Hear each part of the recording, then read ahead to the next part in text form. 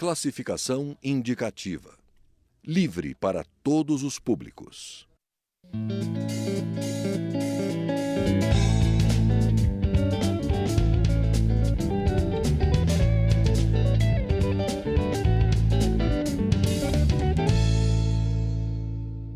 Olá! Mais de 3.000 documentos do período do Império do Brasil estão disponíveis na Câmara dos Deputados. A mostra, intitulada Constituinte de 1823, Acervo Memória do Mundo, apresenta obras originais, cópias de documentos, além de totens para que os visitantes naveguem pelas obras disponíveis na internet. Sobre esse tema, nós vamos conversar com o deputado Evandro Gussi, do PV de São Paulo. Ele é mestre e doutor em Direito do Estado e, além disso, é grande estudioso da história do Brasil. Eu sou Regina Assunção e o Palavra Aberta é uma produção integrada da TV e da Rádio Câmara. Bom, deputado Evandro Gussi, primeiro eu gostaria que o senhor falasse da importância do parlamento oferecer essas obras para o público em geral, né? Abrir essas obras para acesso. Essas obras que estão aqui no nosso Salão Nobre e que de maneira digital também estão disponíveis às pessoas, são de uma importância tão grande que a Unesco reconheceu esse trabalho da Câmara dos Deputados como realmente uma amostra de memória para o mundo, até para a humanidade. Então é um trabalho importantíssimo que a Câmara está realizando através do departamento próprio que cuida das questões culturais, é o nosso arquivo, que além do cuidado com esses documentos que são importantíssimos para a história, quase 200 anos de existência, bem conservados, diga-se de passagem, digitalizados hoje e agora acessível ao público em geral nessa maravilhosa exposição. A mostra vai até abril. O senhor gostaria de destacar algum dos documentos que estão lá para serem acessados? Olha, muita coisa interessante nós encontramos nas notas taquigráficas, que essa foi uma inovação já no século XIX, sobretudo do José Bonifácio, de pensar que a Constituinte deveria ter o recolhimento dos seus debates. Ela não foi, ela foi registrada, ela foi toda registrada. Ela foi uma Constituinte que não durou até o fim, como nós sabemos.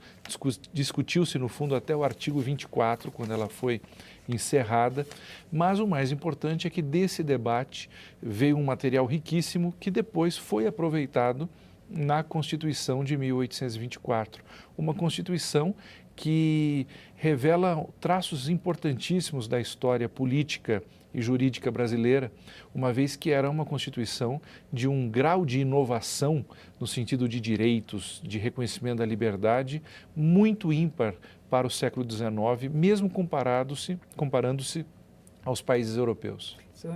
Lembrou, inclusive, que ela mostra o início do nosso parlamento, né? Os primeiros registros do parlamento no Brasil. Né? Isso é uma coisa interessante. Existe um mito muito difundido no Brasil hoje de que nós somos uma democracia muito jovem, como se a democracia no Brasil tivesse começado apenas em 1988. Apesar dos sobressaltos, das dificuldades, e nós não podemos colocar isso, como se diz, embaixo do tapete, tivemos problemas no decorrer de toda a nossa história. A experiência da Constituinte de 1823 mostra que o aprendizado democrático no Brasil é uma coisa extremamente antiga. Se a gente for lembrar, nós tivemos eleições no Brasil, municipais, a primeira registrada em 1532.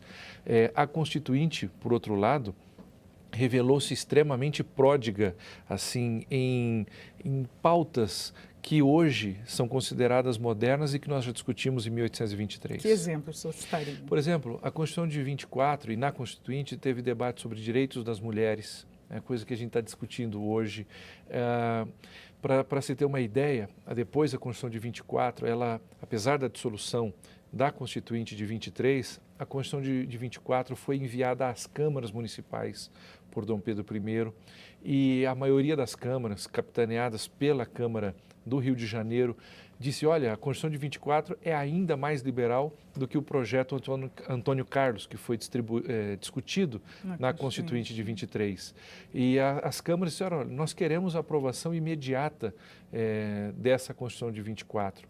E isso muito em fruto da Constituinte de 23. Agora, tem também algumas curiosidades. A Constituinte de 23 ficou conhecida como Constituição da Mandioca. Queria que o senhor explicasse para a gente qual o motivo. Isso foi um fato pitoresco pelo seguinte: havia, no século XIX, praticamente uma regra mundial do voto censitário, ou seja, para se poder votar ou para ser votado, a pessoa devia ter uma renda mínima para isso. Isso não era uma exclusividade brasileira, isso acontecia quase que no mundo todo.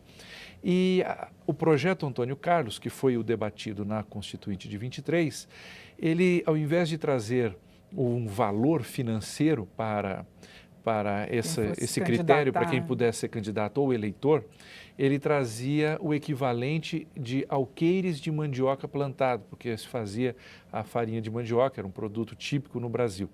E por colocar como critério censitário a cultura de mandioca, ou os alqueires de mandioca, então ela foi considerada, ela foi chamada, assim, de maneira pitoresca, de Constituição da Mandioca.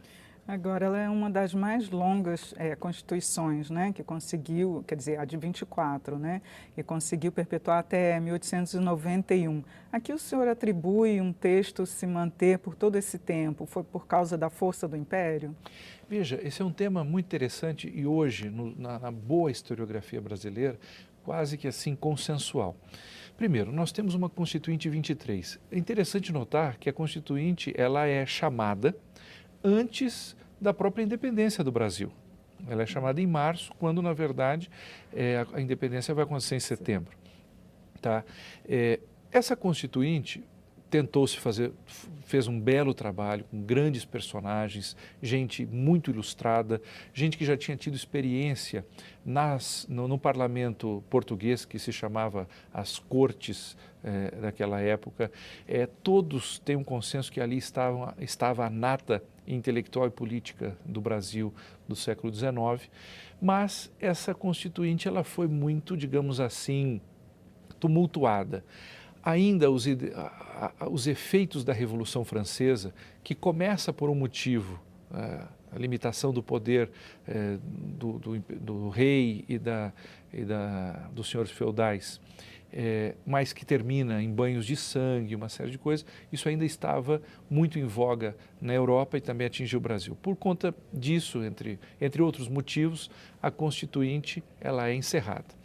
Quando ela é encerrada, Dom Pedro I diz assim: eu vou oferecer uma Constituição ao Brasil 2 vezes, ele até diz duplicadamente, 2 vezes mais liberal do que o próprio projeto Antônio Carlos.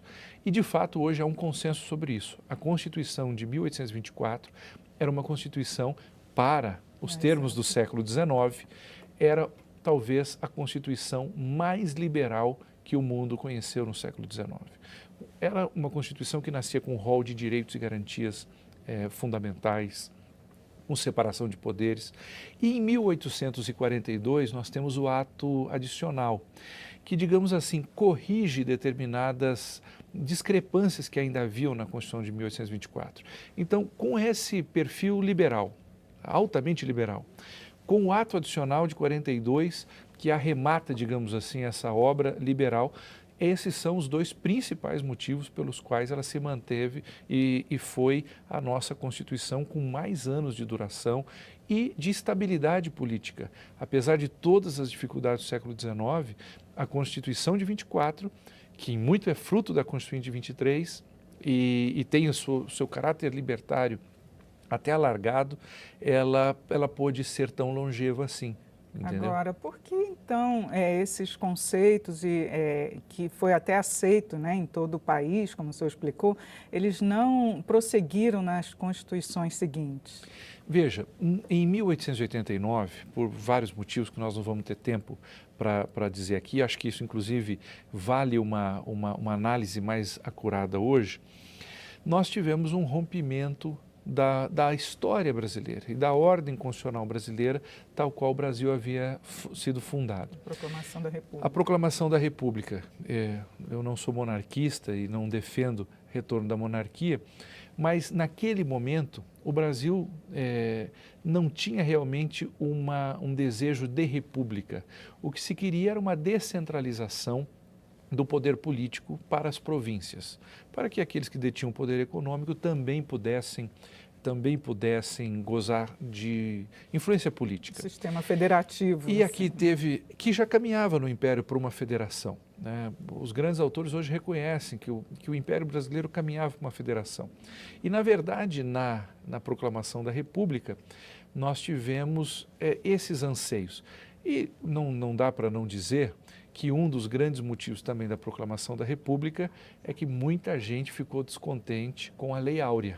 A lei promulgada, sancionada pela Princesa Isabel, atingiu diretamente inúmeros interesses de grandes produtores que até ontem tinham escravos e que amanhã teriam que pagar salários. E essas pessoas não ficaram muito contentes com a Lei Áurea. E essa foi uma das grandes...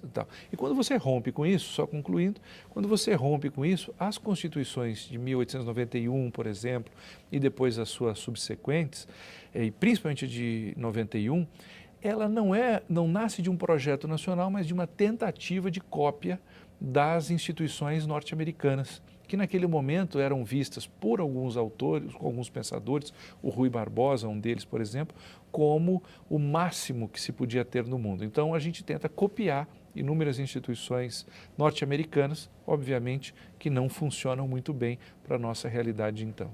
Com certeza. Deputado Evandro Gussi, muito obrigado por seus esclarecimentos aqui sobre a Constituinte de 1823, que está em exposição aqui na Câmara dos Deputados. Eu que agradeço, é uma grande alegria estar aqui para falar de um tema tão importante. Você pode acessar esta e outras edições do Palavra Aberta no site câmara.leg.br/palavra aberta. Eu sou Regina Assunção, agradeço a sua audiência. Até a próxima.